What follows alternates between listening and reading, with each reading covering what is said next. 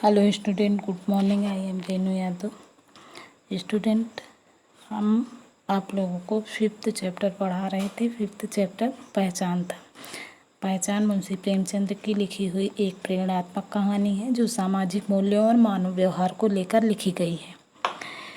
अब देखिए, पंडित चंद्रधर बहुत परिश्रम से अपना अध्यापन कार्य करते थे और बस्ती के लोग उनसे संतुष्ट थे। बस्ती मतलब मोहल्ले के गांव के लोग उनसे संतुष्ट थे, खुश थे पंडित चंद्रधर से, जो एक स्कूल में शिक्षक थे।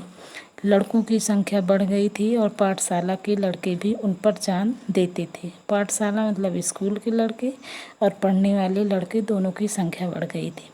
कोई उनके घर आकर पानी भर देता, कोई उनके बगीचे में पौधों की देखभाल करता। पंडित जी इसी को बहुत कुछ समझते थे।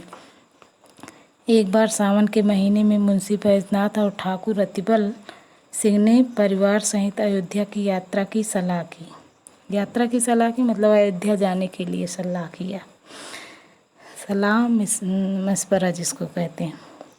पंडित जी को भी साथ चलने के लिए कहा। पंडित जी ने मना किया, परंतु जब उन लोगों ने खर्च देना स्वीकार किया तो पंडित जी इनकार न कर सके मतलब नहीं मना की। जब उन लोगों ने कहा कि खर्चा हम देंगे, और तीनों मित्र यात्रा पर निकल पड़े। आगे देखिए, बिल्लौर से रात को 1 बजे गाड़ी छूटती थी, गाड़ी चलती थी। ये लोग खा पीकर स्टेशन पर जा बैठे।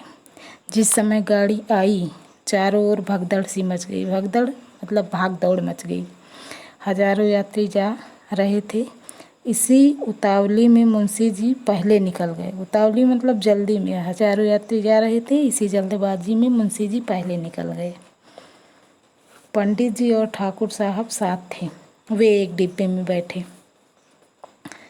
जगह की बहुत कमी थी क्योंकि भीड़ थी, परंतु जिस डिब्बे में ठाकुर साहब बैठना चाहते थे उसमें केवल 4 यात्री थे। अतः ठाकुर साहब ने उसी डिब्बे में बैठना उचित समझा।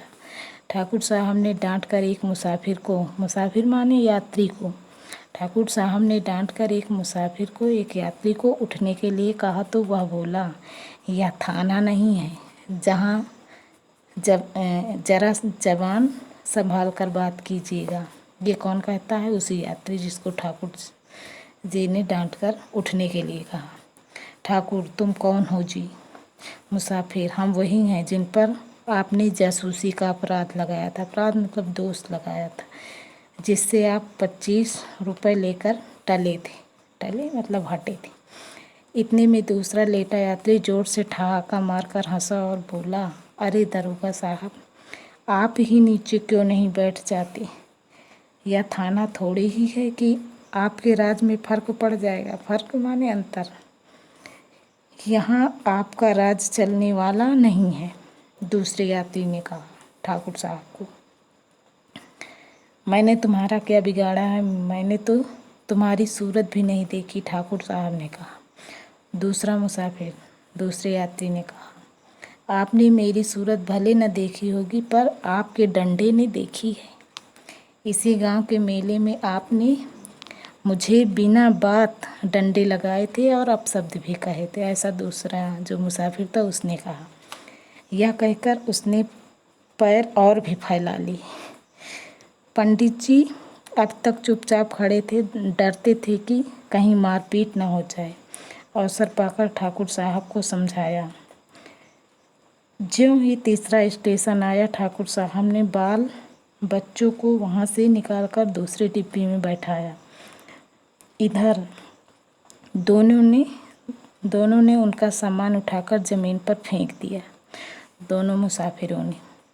जब ठाकुर साहब गाड़ी से उतरे तो उन्होंने उनको ऐसा धक्का दिया कि बेचारे प्लेटफार्म पर गिर पड़े।